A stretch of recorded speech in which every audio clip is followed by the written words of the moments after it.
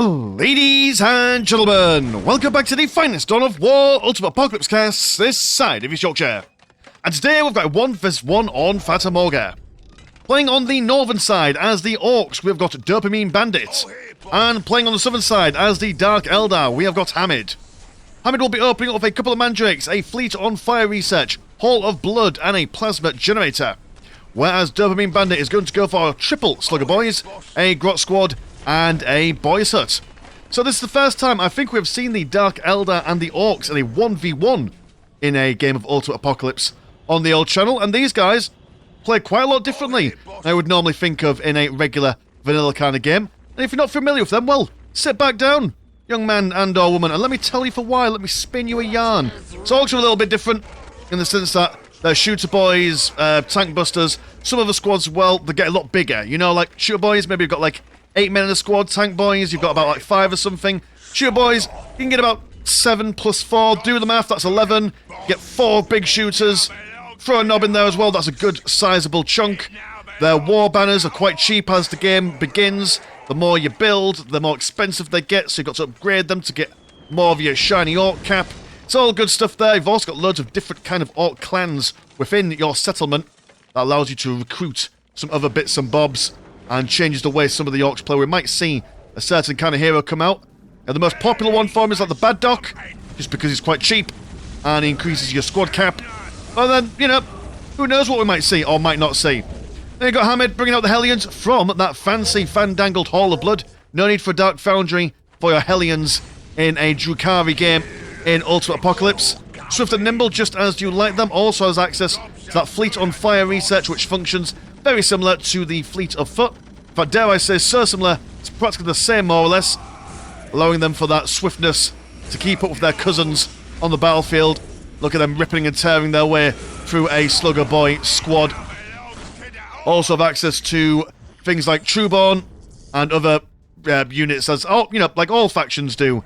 In Ultimate Apocalypse, you get a few extra squads here and there. Big Mech teleports in and decides to crump these boys good and proper, but not before they go for a cheeky decap on the old relic. Sayonara, see you later. Bon chance, au revoir, as the French might or might not say it. And the Drukhari capturing their relic on their side. So a nice little bit of harassment from the Dark Eldar for the moment. Just making sure they're keeping swift and nimble and mobile with a single squad of Hellions. Also the Mandrakes running on over. Always able to upgrade these guys out the wazoo, make them infiltrated, which Orks do tend to struggle with. A good old-fashioned infiltrated unit, as they've only got one detector unit, which isn't so bad because the way stealth works in Ultimate Apocalypse, all you need to do is just stand basically nose to nose with an enemy infiltrated unit to see them. But if you are a ranged unit, it does definitely put you at a massive disadvantage. Also, Fata Morga, you know it, you love it, everyone's favourite map. This one has got some slag deposits on either side. So there you go, that is something to take into consideration as the Mandrakes sprint away. Now we do also have these, no, you're the wrong Grots. The Grot Squad, look at them, best unit in the game, gosh darn it. They've got little hats, they've got more hats, they've got just quite a large selection of hats, to be honest. And the main thing about these guys is that they don't actually contribute towards the Orc pop. So you can get about, I think it's, is it 3 or 4 squads? And they can get to quite sizable sizes. I mean, what is it? 19 lads in there, but also they can also grab a couple of zap cannons and just regular old cannons, which make them quite a fierce supporting force. Although very easy to break the morale. So got to keep that in mind. And they do practically no damage when the morale's broken, for obvious reasons. But that's fine, that doesn't bother the Orcs one bit. Either as a meat shield to type range units, or with the... I mean, how expensive are the cannons? To be fair, actually, 80 and 50? 55? I can't tell because the relic resource is on top of that. But quite expensive, so you don't want to lose them. Also take a very long time to reinforce in comparison to how they would normally. So there. That's all the info I'm giving you on them. Thank you very much. Wonderful jump from the Hellions. Just knock him around a little bit. Mandrakes coming on in. Very melee-orientated unit composition from Hamid at the moment. Breaking morales on the Grot Gang. Also using the map-wide Dark Eldar morale-breaking ability. Have you got souls? Are you collecting souls? You've got your slave chambers, so you will be able to collect souls in a little bit. I think the first one's free. As is the way of all things. Especially when you go to the shops and you get that random chap or chapette giving out free samples. When I lived in South Korea, that was a really popular thing.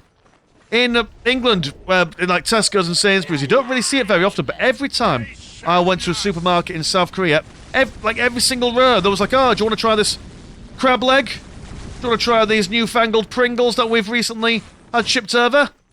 And of course, what you do is that you go round one time and say, oh yes, I'll have a sample.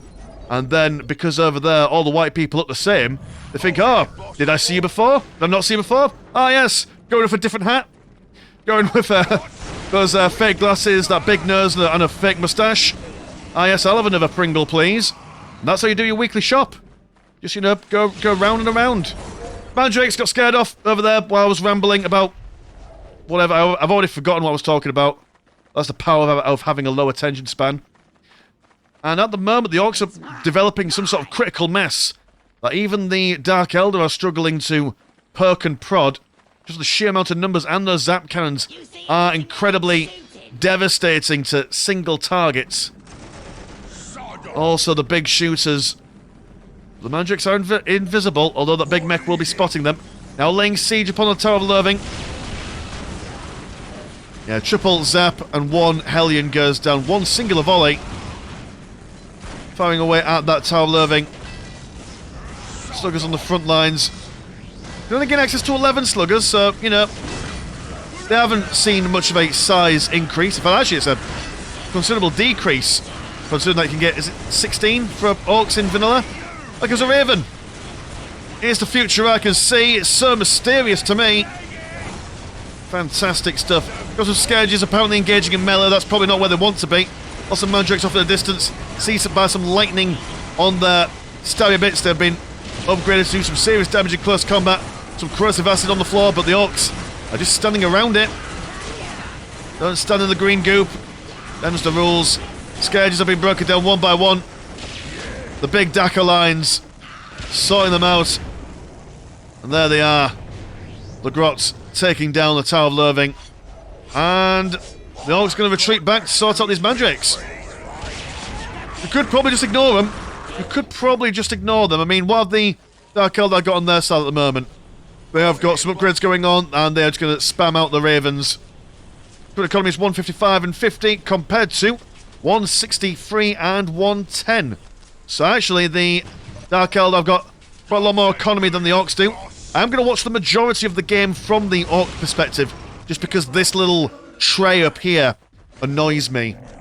Makes the screen feel a lot smaller. I don't like it. Don't like it at all. It'd be alright if it gave you the information on the cooldowns for the abilities being used, but it doesn't. Just a useless tray from a casting perspective. Slugger boys are in a bit of a bind, but the Grots are coming over to save them. Although another wonderful AoE morale-breaking thingamadoodad leaves the Grots doing very minimal amount of damages. One Grot squad now losing all of its boom zappers. And the Orcs really just seem to be standing around, minding their own business. They've got distracted, they're looking at the water. They're taking in the view. That's not what you want. And now the Scourges, 6 of them are out. Whole load of DPS coming in, but that big mech is not taking any of this nonsense. He's jumping in and he's firing in every which direction. Doesn't matter where you're firing, as long as you're holding down the trigger and it's making a really satisfying sound. That's the main thing. Scourges are dead. Raven, well, one Raven's quite low on health at the moment. Suppose the Orcs, when they lose their big zappers from the Grot gangs, they don't have any anti-vehicle weaponry. That being said, the Ravens are aircraft, so they are more susceptible to small arms fire than your regular vehicle. Grot gangs running away. One squad trying to regain its gun carts with the zaps. And yeah, Hamid just quite comfortable with the mandrakes. He's got the economic advantage, so I assume, what, is it just a case of buying the cheap stuff, holding them back, and then getting the cool stuff later on? You have the Dark Eldar Disco. So that is a thing. So they are in tier 1/2. Orks, I assume... Oh yeah, you'll be in tier 2 now. Here comes some tank busters. Also got the mech lab. Also one major difference between normal orcs from vanilla and Ultimate Apocalypse orcs is that a lot of their special units you've got to first research from the mech lab. It adds a little bit of complexity. Sure, all their squads are a little bit bigger, but take a little bit extra effort to get. Big frag grenade into the mandrakes to do a cool backflip there. And they're going to swarm the shooter boys. Got some more grosses coming out of nowhere. There's quite a lot of green. There's a lot of green yet to be seen. And the mandrakes thinking that they're going to just focus on those grots, which makes sense. Don't want them firing while the ravens open fire, primed and ready to take care of infantry, but those tank busters left in the middle. Quite hard to differentiate the tank busters from all the other orc squads, to be fair. That's all the mandrakes dead. And that's the ravens flying away with their tails in between their legs. And there are those more orc pops that I told you about earlier on. Look how long it takes for them to upgrade. It's like a really slow upgrade, which makes killing war banners all the more devastating when a orc player loses them. Be really careful when using them in a defensive capacity. Here is tier 2/3. Night Shields research for increased survivability for the Ravens. So it's a real gambit that Hamid's going to go for here. He's got a lot of money saved up, so if he hits tier 3 relatively quickly, then he'll be able to buy a whole smorgasbord of stuff that will rinse the field of these greenskins. That just depends how confident is the orc player feeling. Dopamine Bandit has... Oh no, he's been distracted! Oh, the orc, low attention span. We know it. I feel it on a daily basis. But he's just decided, nah, I won't... Oh no, hold on, you are. You're doing a bit... He's doing a bit of both, boys and girls. Get an orc who can do both, that's what my old nan used to say. The one squad of scourges out and about. Another raven. Morale been done a thing. And I assume we're going to be focusing firing the tank busters. That would be my recommendation, my hearty recommendation. Big mech took a while to kill. Oh, the mandrakes are still alive. Good lord. Oh, the orcs could have probably just sat tight and carried on fighting, but being nice and, I don't know, playing it safe, I guess. He's got numbers, but does he know that the Dark Eldar are advancing in the tech tree in a much more rapid fashion? Now, well, I was about to say 4 ravens, there's now 3 ravens. Scourges getting what damage that they can get done. Are the tank busters dead? The tank busters are indeed dead. Such a small amount of fighting forces, making the orcs struggle. So maybe he was indeed right to pull back. The survivability of these squishier units, not quite what they wanted. Here comes a mech shot which should survive the ravens a lot easier. Well, there we go, just a couple of guys flying high, having a good time. Relic is about to go down. If the tank busters could get their accuracy on the go. Nope, they clearly missed dart practice. But maybe this war truck can come in, do some shenanigans. Here comes some witches. Yeah, it's going to be harder now for the orcs. They've gone for a largely Dakka boom line, which will not have the greatest time when you've got some combat stimulanted witches just barreling towards you. I assume more mandrakes are coming up. Oh, you've got some little friends being built outside your base. That's fun. And the Rex, like witches, but a bit beefier. It takes a while to break these guys down. There's the witches getting a good surround on the...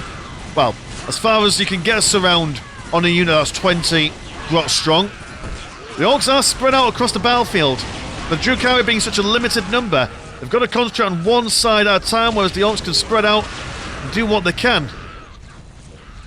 The tank busters over here, the Ravens aren't going to be doing much.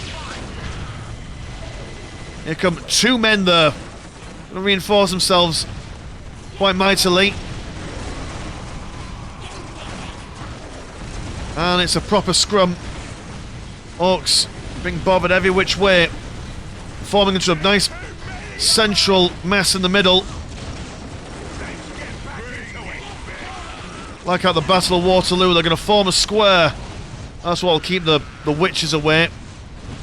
Big Mech teleports back for a bit of a better firing solution. But yeah, the Grots are just not... They just don't quite have the survivability. Early game, wonderful little addition to a Orc force when they don't have the war banners, but now you've got plenty of war banner nonsense.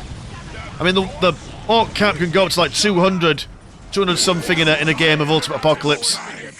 And they've just finished researching the flash gates. And there's no unit cap to the flash gates, you can just spam those boys out all day long, but they are quite expensive. There is a gun wagon. Bit of artillery for the Orcs. Yeah, okay, there's a bit of friendly fire going on there, but that's fine by the Orcs. What the racks reinforce at 115 and 30 compared to a Grot, which is 10. So what is that? That's 10 Grots per rack. And that math is pretty maffin, baby. It's pretty maffin indeed. Gun wagon, I'm not sure you can actually hit the Ravens. That's fair. Raven over here doing some bits and bobs. Probably really want to focus on those war banners there. That would probably be your large priority there. Just constantly with the Ravens, man. I'm going to replace those racks and riches. Riches? Witches?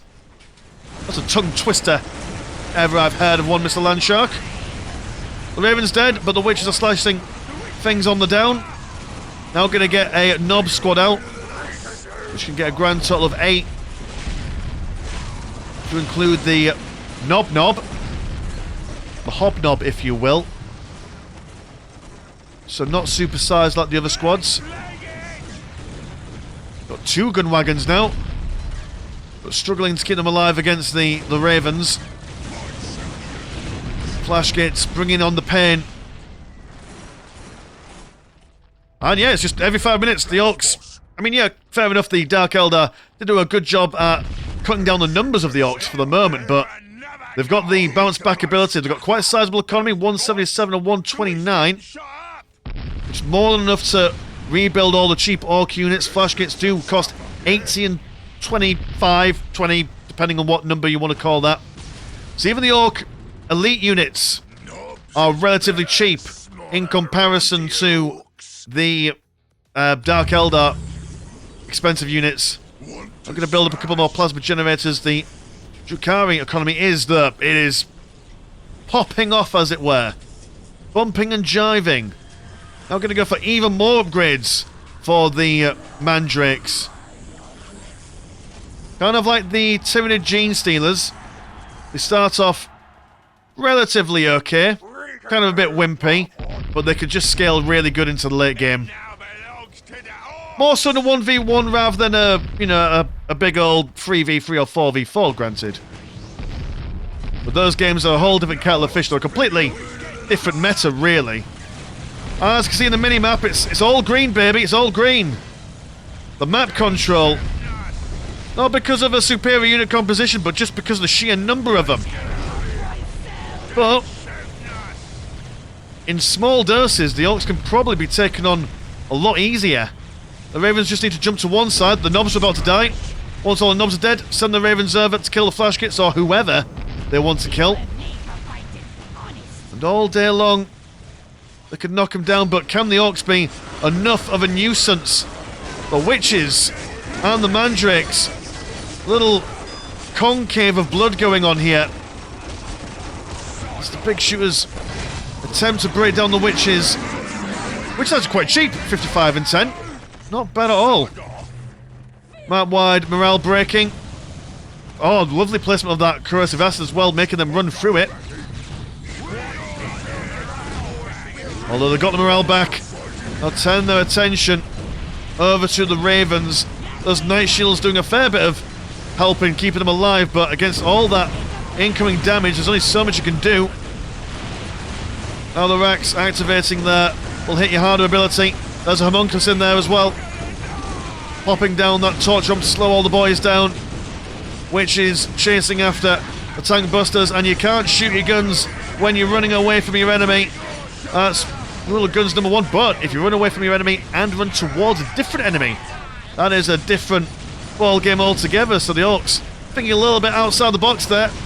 There is another squad of flash kits. Ravens lacking in the numbers. And in a game of super elite versus the massive numbers, it does seem that the Orks are squeaking it out here. Using a hell of a lot of material here. There we go, last of the Ravens. One witch running away. Can she survive? No, blasted by a bajillion rockets. And what's your plan, Mr. Hamid, if that is even your real name? Here comes a Ravager. And the Troubon. These dudes, absolutely sick, although they don't have capes, which makes me really sad. These guys will wreck face. If they can stay alive, that is. There are a very limited number of them. Good heavens, that's a lot of Orks. Not just your weedy Orks, neither. The Troubon, though, they are quite tanky for a Dark Eldar. Mandrake's coming forward. Oh, dead bodies everywhere. You can tell where the action's been in this game.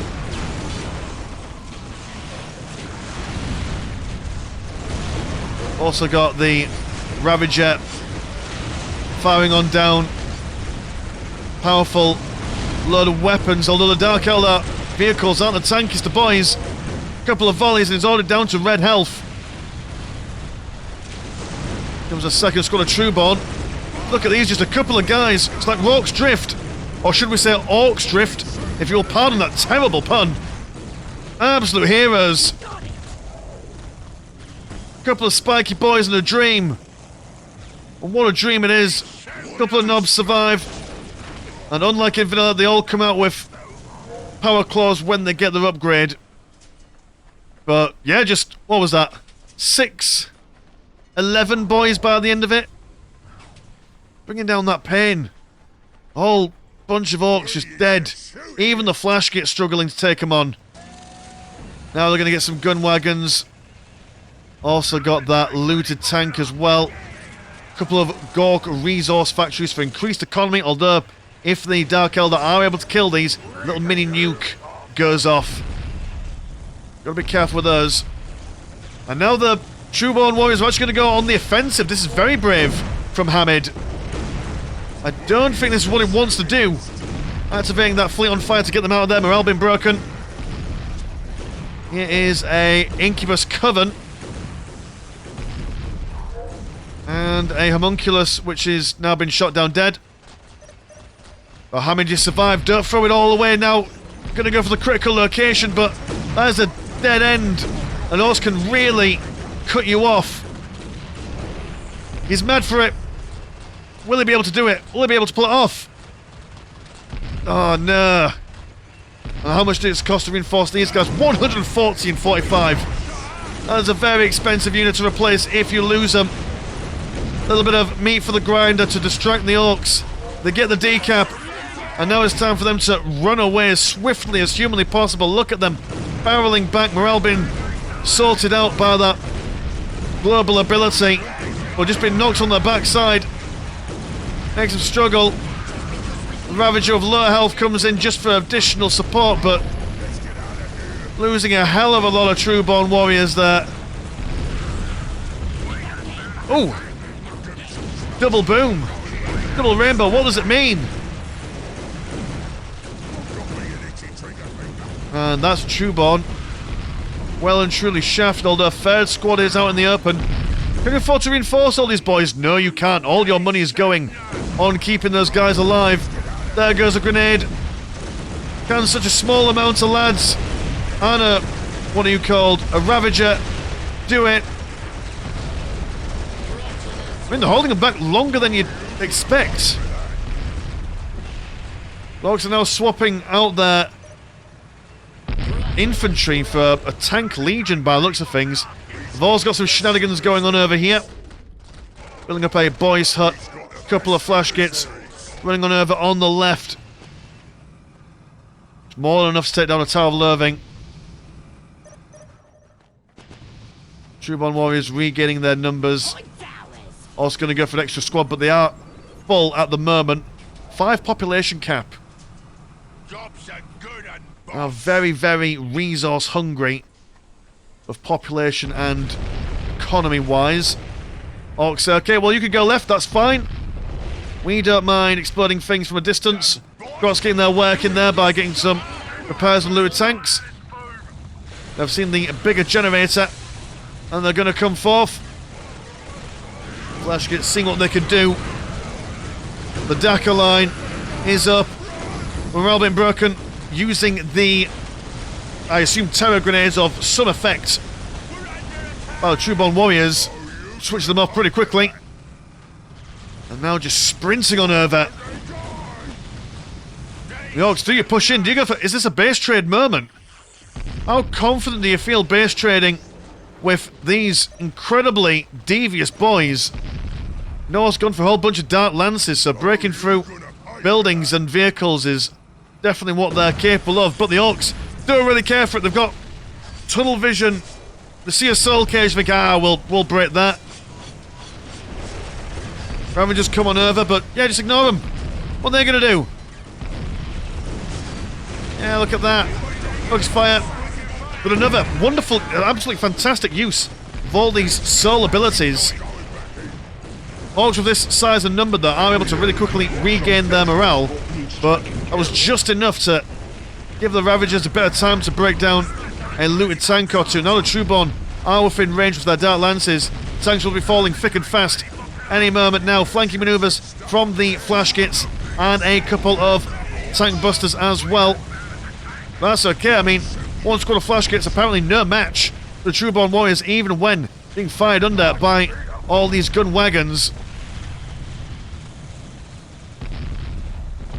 Now here comes the war boss. Can do a war, which I do believe has a much larger AoE effect. It's not like just the boys in his local area, it's the whole force, if memory serves. Yep, there we go, look at him. There goes the war. Here comes a charge. And the Troubon in the centre, holding the bridge. But not holding the bridge for much longer, not when that mad lad comes striding on forward. They've got the looters, they've got the shooters, and even the Troubon are going to struggle to hold back the green tide. In the moment they had that scream, absolutely sprinting away. That's fine, they've got their ridge. They've been holding this ridge for quite some time now. Wait for them to calm down, like a toddler. You just say, okay, we'll wait for them to cry themselves to sleep. Although, these Orks are still keeping the momentum going. Just finished with the war now. They've got into the prime position. Lorraine side, a couple of Ravagers, keeping a squad of flash kits at bay. Looters, the anti-Titan unit, can easily kill a building from leagues away, but it took quite a while to set up. Gives the Troubon plenty of time to get him dead. Also does grenades. The masters of terror and fear. But all these tank busters are infiltrated at the moment, until one Troubon was thrown into their ranks. All the Ravagers are dead. One flash kit squad now only got the knob. And he goes down as well. Warboss not giving in there. The war only ends when he says so. Doesn't matter whether he has to go in solo or not. He's going to bring it down to the Dark Eldar Disco. The Homunculus will be replaced. Now, cost 100 souls, by the by. Some Drukhari units are expensive, not just because of the resources of blue and green, but also because of their soul cost as well. Are you rebuilding that soul cage? You are not at the moment. You're spending all your money on keeping the Trueborn alive. Oh, it's no nothing, boss. I swear. He's just a The light looters being chased away. Gun wagons, though, keeping the boys on their backside for now. He's got work to do, don't you know? And just when you think the fight is over, there's a sneaky little skirmish going on the right-hand side. The Orks have now also taken the slag deposit on the southern side of the map. Well, they've not rebuilt on this side of the map, so there's that. Dakka, I mean, what's the economies at the moment? 230 and 108 compared to 225 and 105. So the Dakka are just keeping their towers of loathing over, well, the ones that they've still got, all two of them, as healthy as humanly possible. Not bad at all. But there's a powerful artillery line. Funnel them down to a narrow corner and blast them to bits. That old tactic, that old chestnut right there. Trueborn break down the bigger generator, snagging a little bit of damage on themselves, mind you. Ravagers coming on in, seeing if they can keep those looters at bay. He's just a light what he is. Really need to sow these gun wagons. Again, it's not necessarily the damage, it's the knockback and the morale breaking that they're doing, but a little global ability, regaining their morale, also massively, it seems like it's also increasing the overall damage output, or attack rate, or something of that nature. A little bit of go-go juice for the Drukari. And the settlement is down. The mech shop is down as well. The Orks do not have the numbers left. The Mandrakes slicing and dicing these boys, giving them a little bit of a slow as well. So what do you know? It seemed as if it was the Orks game straight from the beginning, but Hamid decided to play it very risky all the way through. He was like, you know what? I will let the Orks have the map control. I'll focus on upgrading a small amount of Towers of Loathing to keep the economy alive. Wait to get to the late game. Buy the super duper Trueborn warriors. I only need about 5 of them to hold the line. And then just... yeah, then just kill things. Which tends to work in the grand scheme. There's some Mega Armor nubs, but I don't know what exactly they're going to do at this point apart from just have a bit of fun. Doesn't matter if an Ork wins or loses, just so long as he's dying doing what he's loving. And the range on those boys as well. It's the speed, the range, and the damage, and also the tankiness as well. No real weak points on those boys apart from their squad size. Again, global morale breaking. And all the war banners, prime real estate to break them down. So much resource has been poured into these war banners. Realistically, there's no coming back from this, but there's definitely no coming back from losing all your war banners and sending you well and truly back into the Stone Ages in Ork terms. The cascade of purple. Slurple the purple, as the Rabina puller squeezer geezers would say back in the day. And that is all the Ork stuff dead, and that is the game well and truly over. So yeah, so what a fantastic game. I think I've summarised it all in the last couple of minutes of that assault, but yeah, very nice stuff. So thank you to Tiger Shark, who sent me this game in. Funnily enough, he's curated the list for me to go through, which will be very fun to explore. So there we are, Dark Eldar Disco, lots of dead on the floor, fun stuff. If you want to support the channel, have a look at the old Patreon. £1 a month gets you one game a week, and there's also Discord where Discord things happen. Links in the description as always. As for Mr. Landshark, pleasure's always never short, and I'll see you in a bit. Peace.